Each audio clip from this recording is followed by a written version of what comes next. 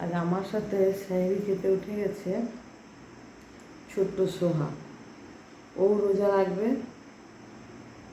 তো ও সেহরি একটু খেয়ে নিল আমার সাথে। তবে যেহেতু কালকে সোহার স্কুল আছে, তো আমারও স্কুল আছে, তো সোহা এখন থেকে মর্নিং পর্যন্ত একটা রোজা হয়ে যাবে, তারপরে আবার রোজা হবে, তাই তো সোহা? সোমবারের সুপ্রভাত। 3 দিন ছুটি কাটালাম, আজ থেকে আমাদের কর্মব্যস্ত জীবন আবার শুরু হলো। কর্মব্যস্ত জীবনের শিডিউলও স্টার্ট হয়ে গেল। সোহারও স্কুল আছে, আমারও স্কুল আছে। তবে আমি মেদিয়া, তার তো এক্সাম চলছে, জানেন, একটা মাস ধরে এক্সাম চলছে আইসিসি বোর্ডে। এত লং মানে ইন্টারভ্যালে এক্সাম হলে বাচ্চাদের আর পড়াশোনার প্রতি বা এক্সামের প্রতি আর ইচ্ছা থাকে না, ওরা অধৈর্য হয়ে ওঠে। তো যাই হোক, কালকে এক্সামটা আছে, কালকে এক্সামটা হলে আমার মেয়েটা হাঁপ ছেড়ে বাঁচে। তো কর্মব্যস্ত জীবন যখন স্টার্ট হচ্ছে এবং কাজকর্মগুলো এবার তাড়াতাড়ি করে স্টার্ট হবে। তবে গুড নিউজ আছে, আজকে তো আমার কাজের মেয়েটাও চলে এসেছে, সে কাজ করবে। তো আমি এবার বাকি শিডিউল অনুযায়ী কাজগুলো করে নিই। মেয়ের আটা মেখে নিলাম, রুটি করে নিচ্ছি, বাচ্চা দুটোকে একটু রুটি করে দিয়ে দেব। আমার ছোটো মেয়েটা রুটি খেতে, ছোটো মেয়ে বলুন বড় মেয়ে বলুন, দুজনেই রুটি খেতে খুব পছন্দ করে। এদিকে ভাবি চলে এসেছে, ভাবি একটু সবজি টবজিগুলো বানিয়ে নিচ্ছে। আমি তাড়াতাড়ি করে তরকারি বসিয়ে দিয়েছি। কালকে যে দেখিয়েছিলাম না শোল মাছটা যে বেছে রেখেছিলাম, তো সেই শোল মাছটার আজকে একটু ঝাল করে নেব। তো পেঁয়াজ, টমেটো, কাঁচা লঙ্কা তো দিয়েছি, আর একটু পেস্টও করে নিয়েছিলাম, একটু আদা দিয়ে মিক্সিতে পেস্ট করে নিয়ে তারপরে যে তরকারিটা বসিয়ে দিলাম। এবার শোল মাছগুলো এই ঝোলে মোটামুটি দিয়ে দেবো, দিয়ে তাড়াতাড়ি করে ফুটিয়ে নেব। শোল মাছের তরকারি প্রায় রেডি হয়ে গেছে। এদিকে একটু আলু ডাঁটা বানিয়ে নিয়েছি, সেগুলো একটু হাত ঘষে, যেটাকে আমরা বলি সঁদে, রান্না করে নিয়েছি। তাতেও একটু মাছের মাথা ছিল, মাছের মাথাটা দিয়ে দিচ্ছি, দিয়ে এই একটা তরকারি করে নেব। একটু নিয়ে এবার চুলে লেগে গেল বাবা। আর দুগাল আগুন, দুগাল মা, দুগাল আর দুগাল বাবা, দেখ ছুরি নিয়ে খেতে এসছে। তরকারিটা দেখ, একটু ঝোল দেখে দিয়ে একে। আর দুগাল, সকালে কিছু খাসনি, খাওয়ার সময় যত বাহানা। আমি সত্যি সারা আন্টিকে দিয়ে দেবো। আমার সকালের গার্হস্থ্য জীবনের কর্মসূচি শেষ হয়ে এবার কর্মজীবনের কাজ করতে চলছি। আমি আমার স্কুলে পৌঁছেই গেছি এবং অন্যান্য টিচাররা যারা ছিলেন তাদেরকে প্রত্যেকের ক্লাসেও চলে গেছেন। তো আমার কর্মজীবন স্টার্ট হয়ে গেছে।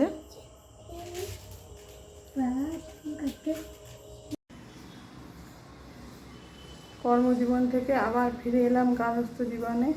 স্কুল ছুটি, বাড়ি চলে এলাম। এবার নামাজ পড়া, ইফতারের জোগাড়, আবার রাতে রান্না বান্না।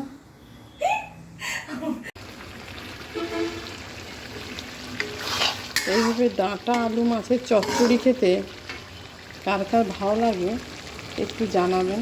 এটা আমি সম্পূর্ণ আগেকার দিনে নানি দাদিদের হাতের রেসিপি।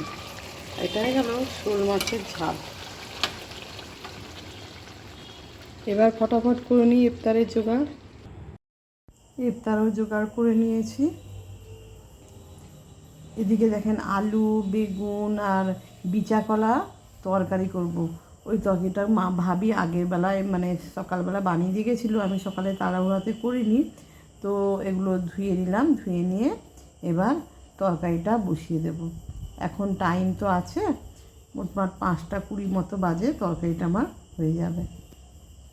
কড়াই বসিয়ে দিয়েছি, কড়াইতে একটু সাদা তেল দিয়ে দিলাম, তেলের উপর 2টো শুকনো লঙ্কা দিয়ে দিলাম। শুকনো লঙ্কাটা একটু ভাজা ভাজা হয়ে যাবে, এবার একটু 5 ফোড়ন অ্যাড করে দিলাম। 5 ফোড়ন এবং শুকনো লঙ্কা দুটোই একটু কড়াই ভালো করে নেড়ে নিলাম। নেড়ে নেওয়ার পরে যখন দেখলাম মোটামুটি দুটোরই কালার চেঞ্জ হয়ে গেছে এবং একটু ভালো মতো স্মেল আসছে, তখন কি করলাম, এগুলো ভাজা ভাজা হয়ে গেছে, তখন কি করলাম, পেঁয়াজ কুচনো পেঁয়াজগুলো হাত দিয়ে আর একটু ভেঙে ভেঙে তেলে দিয়ে দিলাম, দিয়ে এবং ভাজা শুরু করে দিলাম। পেঁয়াজটা দেখেন ব্রাউন হয়ে ভাজা হয়ে গেছে। এবার বিচাকলা আলু বেগুন ওটা ওর মধ্যে ঢেলে দিলাম, ঢেলে দিয়ে এবার একটু ভালো করে ভাজবো তেলে। 1 চামচ মতো নুন অ্যাড করে দিলাম, নুন অ্যাড করে আবার একটু ভাজা ভাজা করে নিলাম। এবার দেখুন একটু জল বেরোবে, তো তাই ঢাকনাটা ঢেকে দিলাম।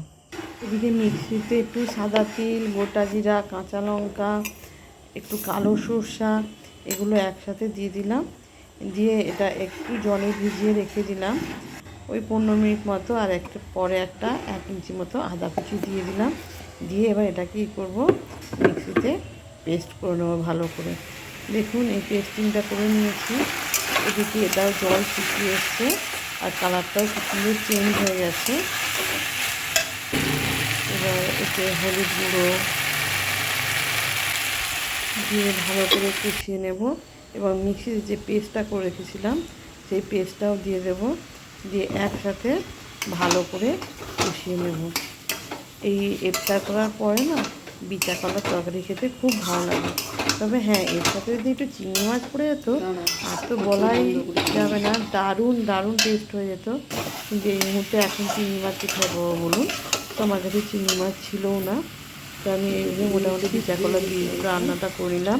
এবার মিক্সিটা ধুয়ে এতে জল দিয়ে দিলাম, দিয়ে ভালো করে কড়ার গাটা ধুয়ে নিয়ে আমি কী করবো, এবার ঢাকনা দিয়ে দেবো। ঢাকনাটা খুলে দেখি এখন একটু রস রসা আছে, আর একটু ঢাকনা ঢেকে দিলাম, কারণ এগুলো একদম গায়ে মাখা করবো। দেখুন মাখা মাখা হয়ে গেছে, তরকারিটা হয়েও গেছে। তো আমি একটু বাটিতে করে নিয়ে নিচ্ছি টেস্ট করতে, কারণ আমার ইফতার করার পরে এই বিচা কলার তরকারিটা খেতে খুব ভালো লাগে। দিয়ে দিয়েছে খেজুর মুখে দিয়ে আমি আমার আজকে রোজাটা ভাঙলাম এবং রোজাটা সম্পূর্ণ করলাম। আমার নামাজ পড়াও হয়ে গেল, 16টা রোজা আজ কমপ্লিট হয়ে গেল, আলহামদুলিল্লাহ। তো চলুন এবার দেখে নিই আমার বিচা কলার তরকারিটার কী অবস্থা। এবার একটু টেস্ট করে নিয়েছি, তরকারিটা বেশ ভালোই লাগছে। আজকে ভাবিকে দেওয়ার জন্য এই কুকারটা কিনলাম,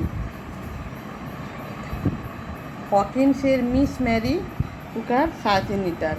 এইটা ভাবিকে আমরা ঈদের সময় গিফট করব, মানে আমাদের কাজের ভাবিকে।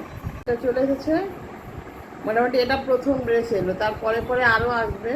তো সোহা পরে মোটামুটি ট্রায়ালও দিয়ে দিচ্ছে, সারারা ড্রেস। তো মোটামুটি আজকের ব্লগটা আমি এখানেই শেষ করলাম, কালকে আসবো নতুন কাহিনী নিয়ে।